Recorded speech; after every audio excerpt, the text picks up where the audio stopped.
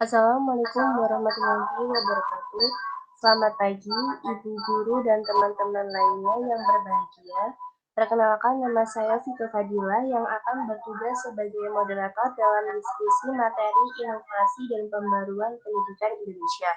Adapun anggota saya adalah Zikra Nabila Gaitsa dan Syarifah Musina. Selanjutnya, penyampaian materi yang pertama akan dibacakan oleh Zikra, materi kedua akan dibacakan oleh Syarifah, dan materi ketiga akan dibacakan oleh saya sendiri. Baik, silakan kepada Zikra untuk menyampaikan materinya.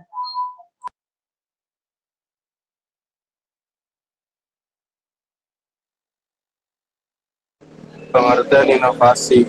Inovasi berasal dari kata Latin yaitu innovation yang berarti pembaruan atau perubahan kerjanya innovo, yang artinya memperbaharui dan mengubah. Inovasi adalah suatu perubahan yang baru menuju arah perbaikan. Inovasi pendidikan adalah suatu ide, barang, metode yang dirasakan atau diamati sebagai hal yang baru bagi seseorang atau kelompok orang. Baik berupa hasil intervensi atau penemuan baru atau discovery baru ditemukan orang yang digunakan untuk mencapai tujuan pendidikan. Yang kedua ada perubahan kurikulum.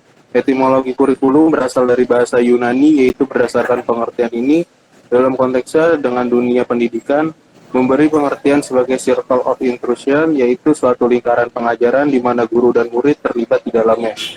Kurikulum merupakan alat yang sangat penting bagi keberhasilan suatu pendidikan. Tanpa kurikulum yang sesuai dan tepat akan sulit untuk mencapai tujuan dan sasaran pendidikan yang diinginkan. Yang ketiga, ada faktor-faktor yang mempengaruhi berkembangnya kurikulum. Fenomena sosial yang mengemukakan seperti perkalian pelajar, narkoba, korupsi, plagiarisme, kecurangan dalam berbagai jenis ujian, dan gejolak sosial atau social unrest. Persepsi publik yang menilai pendidikan selama ini terlalu menitik beratkan pada aspek kognitif, beban siswa yang terlalu berat, dan kurang bermuatan karakter. Tantangan masa depan diantaranya meliputi arus globalisasi, masalah lingkungan hidup, masalah teknologi informasi, konvergensi ilmu teknologi, dan ekonomi berbasis ilmu pengetahuan. Berikutnya ada perkembangan kurikulum di Indonesia sampai kurikulum 2013 atau K13. Yang pertama ada kurikulum 1947. Kurikulum ini adalah pertama sejak Indonesia merdeka, perubahan arah pendidikan lebih bersifat politis dari orientasi pendidikan Belanda ke kepentingan nasional. Saat itu mulai ditetapkan Pancasila sebagai asas pendidikan. Yang kedua, kurikulum 1952 merupakan kurikulum di Indonesia yang berlaku sejak tahun 1952 sebagai penyempurnaan dari rencana belajar kurikulum 1947. Yang ketiga ada kurikulum 1964. Pada kurikulum ini pemerintah mempunyai keinginan agar rakyat mendapat pengetahuan akademik untuk berbekalan pada jenjang sekolah dasar.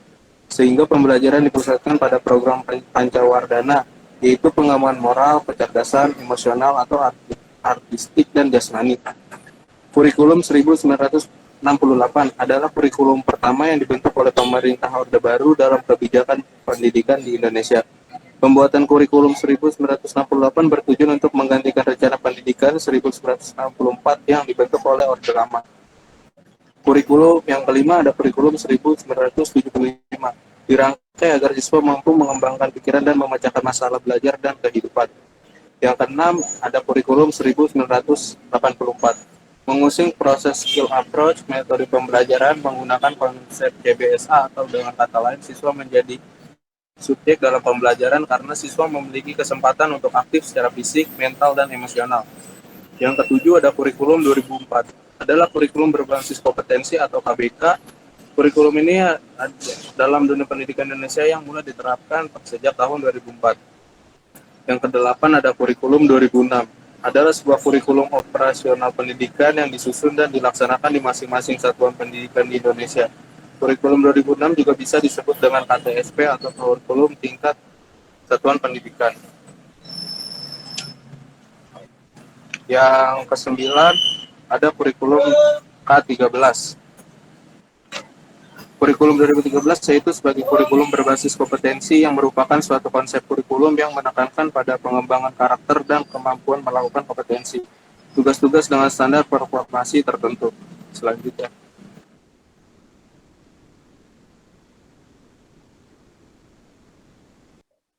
Bentuk inovasi dan pembelajaran.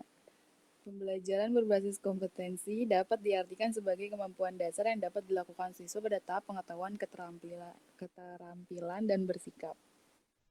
Pembelajaran electronic learning adalah suatu sistem konsep pendidikan yang memanfaatkan teknologi, proses belajar mengajar, dan pembelajaran learning ini pembelajaran yang disusun dan tujuan sistem elektronik.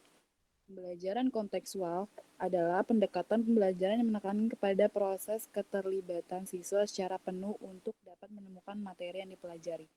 Dan terakhir, pembelajaran kuantum adalah gabungan yang sangat seimbang antara rangsangan internal dan eksternal.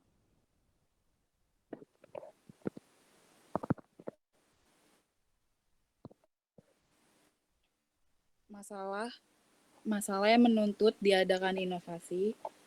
1. Bertambahnya penduduk. 2. Menurunnya kualitas pendidikan. 3. Kurangnya ada relevansi antara pendidikan kebutuhan masyarakat yang membangun. 4.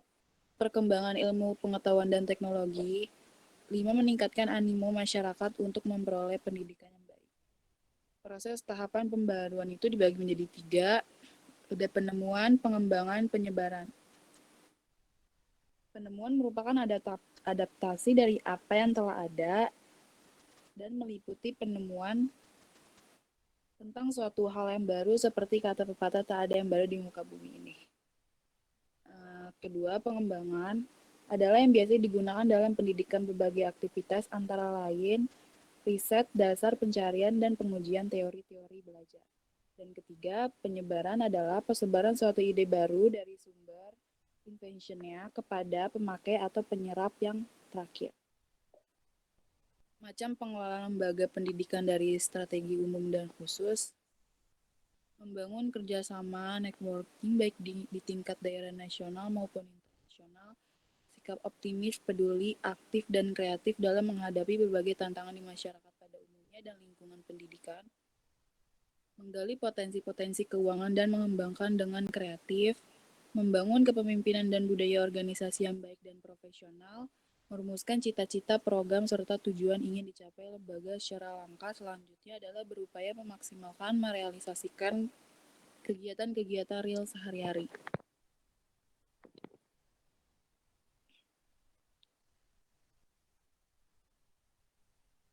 Selanjutnya dilanjutkan oleh Vika.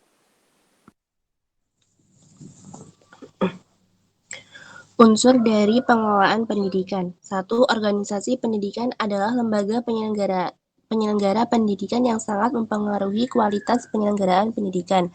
2. Manajemen sekolah kontemporer. Indonesia pernah dihadapkan pada situasi yang rumit, di mana konsep kolonialis menumbuh ke dalam dunia pendidikan, khususnya bidang manajemen. 3. Kepemimpinan pendidikan merupakan kemampuan untuk mempengaruhi, mengkoordinir, dan menggerakkan orang-orang lain yang ada hubungannya dengan pelaksanaan dan pengembangan pendidikan agar dapat dicapai tujuan pendidikan atau sekolah secara efektif dan efisien. 4. Sistem informasi manajemen atau SIM adalah sistem perencanaan bagian dari pengendalian internal suatu bisnis yang meliputi pemanfaatan manusia, dokumen, teknologi, dan prosedur oleh akuntansi manajemen untuk memecahkan masalah bisnis seperti biaya produk, layanan, atau suatu strategi bisnis. 5. Manajemen pelaksanaan kurikulum adalah suatu sistem pengelolaan kurikulum yang komparatif, komprehensif, sistemik, dan sistematik dalam rangka mewujudkan ketercapaian tujuan kurikulum. 6. Manajemen peserta didik merupakan usaha pengaturan terhadap peserta didik mulai dari peserta didik tersebut masuk sekolah sampai dengan lulus sekolah. 7. Manajemen sarana dan prasarana pendidikan adalah kegiatan yang mengatur untuk mempersiapkan segala peralatan atau material bagi terselenggaranya proses pendidikan di sekolah. 8. Manajemen tenaga kependidikan merupakan kegiatan yang mencakup penetapan norma, standar, prosedur, pengangkatan, pembinaan, penata laksanaan, kesejahteraan, dan pemberhentian tenaga kependidikan sekolah agar dapat melaksanakan tugas dan fungsinya dalam mencapai tujuan sekolah. 9. Manajemen hubungan sekolah dengan masyarakat atau kerjasama lembaga adalah proses mengelola komunikasi sekolah dengan masyarakat mulai dari kegiatan perencanaan sampai dengan pengawasan terhadap proses dan hasil kegiatan sekolah. 10. Pengawasan pendidikan adalah posisi profesional yang bertujuan untuk memberikan pengembangan profesional.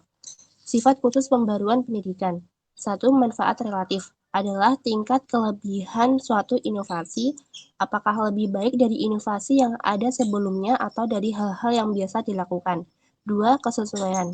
Menurut KBBI, kesesuaian berasal dari kata sesuai yang artinya adalah selaras atau cocok. 3. Kerumitan. 4. Dapat dicoba. 5. Dapat diamati. Faktor yang mempengaruhi pembaharuan pendidikan. 1. Visi terhadap pendidikan. Pendidikan mempunyai visi yaitu terwujudnya sistem pendidikan sebagai pranata sosial yang kuat dan berwibawa untuk memberdayakan semua warga negara Indonesia berkembang menjadi manusia yang berkualitas sehingga mampu dan proaktif menjawab tantangan zaman yang selalu berubah. 2. Faktor bertambahnya penduduk. Faktor alami yang menyebabkan bertambahnya jumlah penduduk yaitu adanya kelahiran atau natalis. 3. Perkembangan ilmu pengetahuan. Menurut Thomas Kuhn, 1962, ilmu pengetahuan berjalan dalam 3 fase, yaitu 1. Tahap pra-ilmiah dan para-paradik, 2. Tahap sains normal, 3. Tahap pergeseran paradigma. 4. Tuntutan adanya proses pendidikan yang relevan, sebagaimana telah dikemukakan bahwa salah satu tuntutan diadakannya inovasi di dalam pendidikan adalah relevansi antara dunia pendidikan dengan kebutuhan masyarakat atau dunia kerja. 5. Pandangan terhadap pendidikan sejajar dengan usia manusia. Tujuan pembaruan pendidikan di Indonesia. 1. Lebih meratanya pelayanan pendidikan adalah persoalan sistem pendidikan dapat menyediakan kesempatan yang seluas-luasnya kepada seluruh warga negara untuk memperoleh pendidikan, sehingga pendidikan itu menjadi wahana bagi pembangunan sumber daya manusia untuk menunjang pembangunan. 2. Lebih serasinya kegiatan belajar dengan tujuan. 3. Lebih efisiensi dan ekonomisnya pendidikan. 4. Lebih efektif dan efisiennya sistem penyajian. 5. Lebih lancar dan sempurnanya sistem informasi kebijakan. 6. Lebih dihargai unsur kebudayaan nasional. 7. Lebih kokohnya kesadaran identitas dan kesadaran nasional. Sekian presentasi kami hari ini. Kurang lebihnya saya mohon maaf. Saya akhiri. Wassalamualaikum warahmatullahi wabarakatuh.